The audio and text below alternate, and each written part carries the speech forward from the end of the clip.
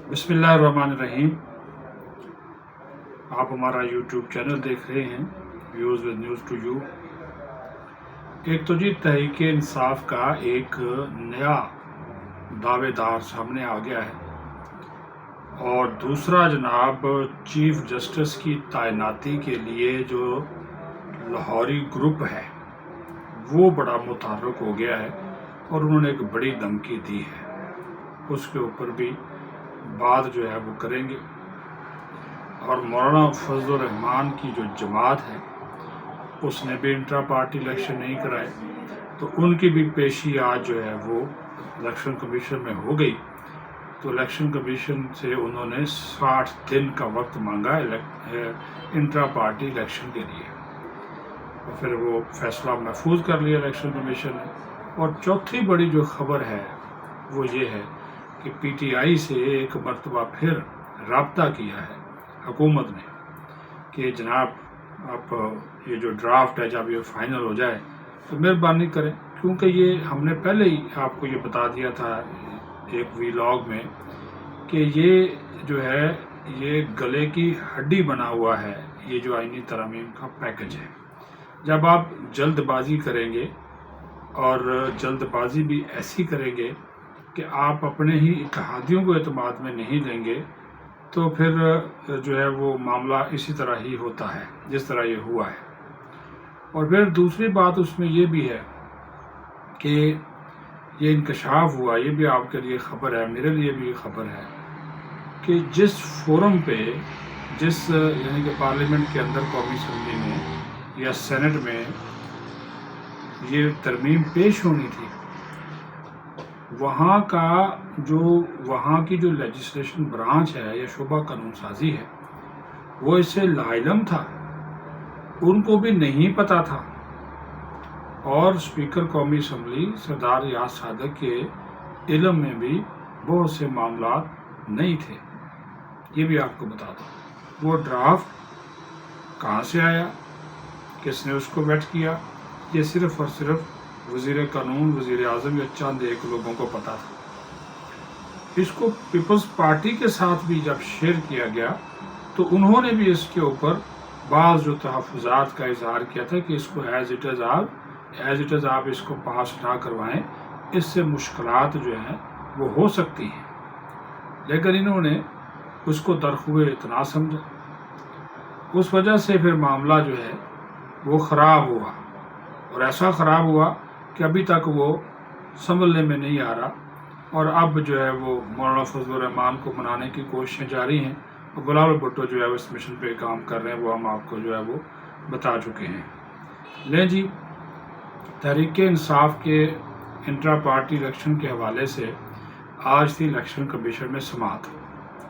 Chairman barrister Gauhar जो है वो पेश हुए, उनका जो नुक्ता नज़र है वो प्रेस कॉन्फ्रेंस उन्होंने कर दी। वो आगे उन्होंने कहा जी 175 सियासी जमातें रजिस्टर्ड इलेक्शन कमीशन के पास, सबसे ज़्यादा साफ़ और शफाफ जो इंतखाबात थे वो हमारे थे, लेकिन इसके बावजूद जो सबसे बड़ा एतराज़ जो है वो हम पे ही जो है वो किया गया। उन्होंने कहा कि ये ज़्यादती है, ये गलत है, ये नहीं होना चाहिए कि आप जो है वो किसी और तरफ जो है वो चल पड़ें और हम पे एतराज़ कर दें। लेकिन इस दौरान एक शख्स उठा, उसका नाम है जी नवीद अंजम।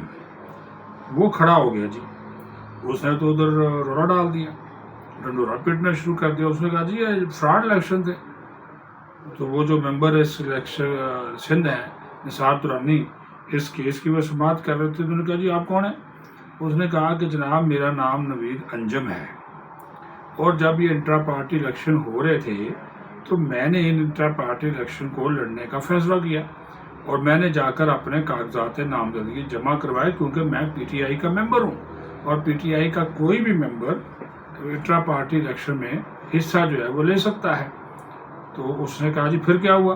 तो उन्होंने कहा जनाब होना क्या है, इन्होंने मेरे कागजात नामजदगी मुस्तरद कर दिए, और मैंने इसके ऊपर फिर अपील भी की, तो इन्होंने मेरी अपील भी मुस्तरद कर दी जो इनका इलेक्शन कमिश्नर था। तो निसार दुरानी ने पूछा बैरिस्टर गौहर से, हाँ जी बैरिस्टर साहब ये ठीक कह रहे हैं कि आपने इनके कागजात नामजदगी मुस्तरद की है? तो उन्होंने कहा जी बिल्कुल ये ठीक कह रहे हैं, ये सही कह रहे हैं, इनके कागजात नामजदगी मुस्तरद हो गए थे, इस वजह से इलेक्शन ये नहीं लड़ सकते थे ان کے اوپر اعتراضات تھے، وہ جو ہم نے کرائٹیریا بنایا تھا اس کے اوپر پورا نہیں اترتے گئے. لیکن الیکشن کمیشن کے بھی جناب کان کھڑے ہو گئے، آنکھیں ان کی کھل گئیں. تو انہوں نے کہا اچھا یہ معاملہ ہے. تو سماعت تو انہوں نے ویسے اس کی کر دی 2 اکتوبر تک ملتوی، لیکن ساتھ ہی انہوں نے یہ اب نوید انجم کو بھی بلا لیا کہ جناب آپ پیش ہوں اور آپ جو ہے وہ سارا ریکارڈ لے کر آئیں، جو کاغذات آپ کے مسترد ہوئے اس کے اوپر انہوں نے لکھا گیا ہے وہ سارا ذرا پیش ہو نا، اس کے بعد جائزہ لیں. تو وہ چیئرمین کا الیکشن لڑ رہا تھا، چیئرمین پی ٹی آئی کا الیکشن وہ شخص لڑ رہا تھا نوید انجم نامی، اور وہ پی ٹی آئی کا ہی بندہ تھا. تو یہ ہے بات. دوسرا، آج ان کو بھی طلب کیا ہوا تھا جے یو آئی فے والوں کو، انہوں نے انٹرا پارٹی الیکشن کروایا ہی نہیں. مولانا فضل الرحمان تو آج کل خبروں میں ہیں، بلکہ تاثردار قسم کی خبروں میں ہیں. آج کل تو جو بھی حکومت ہے، جو پارلیمنٹ ہے، ساری ان کے اوپر رائے کر رہی ہے، ورنہ تو ترمیم نہیں آ سکتی. سیدھی سی بات ہے. مولانا سب کو ٹرک کی بتی کے پیچھے لگایا وہ یقین مانے، سب کے دروازے ادھر ہی ہیں، ادھر ہی جاتے ہیں، سب کی گاڑیاں ادھر ہیں، سب کا جو قبلہ و کعبہ جو ہے وہ اس وقت مولانا بنے ہوئے ہیں. کبھی پی ٹی آئی جا رہی ہے، کبھی بلاول جا رہے ہیں، کبھی سابق صدر علوی جا رہا ہے، کبھی وزراء جا رہے ہیں. تو مولانا کی آج کل جو ہے نا وہ کیا کہتے ہیں جی پانچوں گھی میں ہیں. وہ سر کڑائی والی بات ابھی نہیں کریں گے، وہ ابھی نہیں آیا، لیکن اس وقت تک پانچوں گھی میں ہیں، اور وہ اس گھی میں حلوہ شلوہ پکا کر جو ہے نا سب کو کھلا رہے ہیں، خود بھی کھا رہے ہیں. تو جناب دیکھتے ہیں کب تک یہ حلوہ بنتا ہے، آئینی ترامیم کا حلوہ جو ہے وہ کب تک اپنی آخری شکل اختیار کرتا ہے اور پارلیمنٹ کے پلیٹ فارم پر جو ہے وہ آتا ہے. تو مولانا صاحب کے جو ایک جونیئر وکیل پیش ہوئے، تو انہوں نے کہا جی آپ نے الیکشن کیوں نہیں کروائے؟ تو انہوں نے کہا جی وہ آج کل جو ہے وہ ہم آئینی ترامیم میں پھنسے ہوئے ہیں، ہماری پوری قیادت جو ہے وہ مصروف ہے، تو اس وجہ سے جو ہے وہ نہیں ہو سکے، آپ ہمیں 2 مہینے کا وقت دے دیں.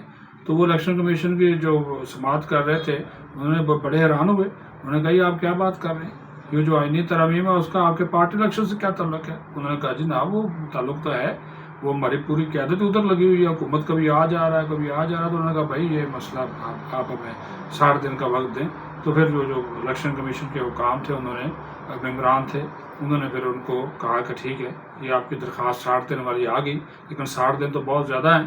تو ابھی دیکھنا ہے کہ الیکشن کمیشن اس درخواست کو مسترد کرتا ہے یا ایکسیپٹ کرتا ہے. یہ تھوڑے دنوں میں جو ہے وہ پتہ چل جائے گا، یہ آ جائے گی بات نا، ریکارڈ پہ آ جانی ہے. اور پھر جناب میں نے شروع میں آپ کو بتایا تھا لاہوری گروپ. یہ لاہوری گروپ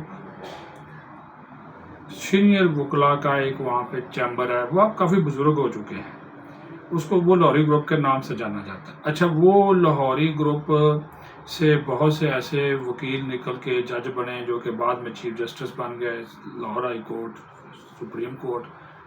تو وہ جو لاہوری گروپ ہے وہ اب بھی یہ سمجھ رہا ہے کہ جناب اگر ہماری مرضی کا چیف جسٹس نہ بنا تو پھر دمادم مست قلندر ہوگا. اس بارے میں جو بانی پی ٹی آئی رکن ہیں، بلکہ پی ٹی آئی کے جو بانی ہیں اکبر ایس بابر، ان کا ایک بیان بھی سامنے آ گیا.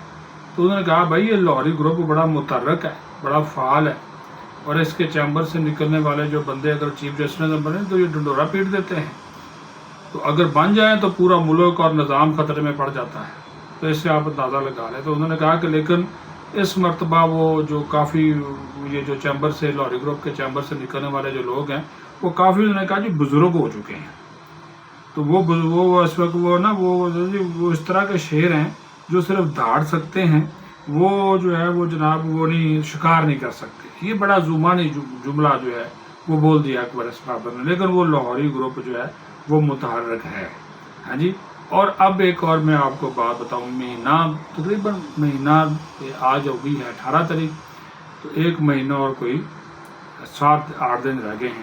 نئے چیف جسٹس نے آ جانا ہے، اور نئے چیف جسٹس کے لیے جو کوششیں کی جا رہی تھی حکومت آئینی ترمیم لا کر شاید کسی اور کو چیف جسٹس بناتی، لیکن اب جو وزیر اطلاعات و نشریات ہیں انہوں نے یہ کہہ دیا ہے کہ آئندہ جو چیف جسٹس ہوں گے وہ منصور علی شاہ ہی ہوں گے. بنتا بھی ان کا سینئر موسٹ وہی ہیں، تو بنتا بھی انہیں کا ہے، وہی چیف جسٹس ہوں گے. اور بلاول بھٹو زرداری نے بھی کہہ دیا کہ اس میں کوئی شک نہیں ہے کہ منصور علی شاہ ہی چیف جسٹس ہوں گے. تو لگ رہا ہے کہ یہ جو آئینی ترمیم ہے یہ اب جلدی نہیں آئے گی. جلدی نہیں آئے گی. اور یہ جو چیف جسٹس آف پاکستان کے حوالے سے جو معاملہ ہے یہ بھی اب جو ہے وہ طے سمجھیں کہ منصور علی شاہ صاحب ہی ہوں گے چیف جسٹس آف پاکستان، کیونکہ جو ان کو چیف جسٹس بننے سے روکنے کی کچھ قانونی اور آئینی کوشش کی جا رہی تو وہ ابھی تک بیل منڈے نہیں چلی. پرائم منسٹر تو اب چلے جائیں گے امریکہ، پھر بعد میں آئیں گے. بلاول بھٹو زرداری ابھی تک کامیاب. اب وہ ڈرافٹ مولانا کا ایک نیا ڈرافٹ شروع کر دیا ہے، پیپلز پارٹی اپنا ڈرافٹ تیار کر رہی ہے. تو یہ پتہ نہیں مسودے کب یہ وہ کیا کہتے ہیں جی یہ ہانڈی چڑھے گی، کب اس پہ ابال آئے گا، کب یہ جناب وہ جو ہے وہ پکنا شروع ہوگی اور کب یہ پکے گی اور کب یہ کھیر جو ہے وہ کھائی جائے گی. ابھی اس کا کوئی ٹائم فریم نہیں ہے، لیکن لگ یہ رہا ہے کہ منصور علی شاہ جو ہیں وہ چیف جسٹس آف پاکستان ہوں گے. اور بس پھر آپ خود اندازہ کر لیں کہ ان سے کون خوف زدہ ہے، کیوں خوف زدہ ہے. یہ بھی ایک بہت بڑا سوال ہے. لیکن انصاف اور قانون کے تقاضے وہ تو ظاہر ہے پورے ہونے چاہیے. اپنا خیال رکھیں. پاکستان زندہ باد.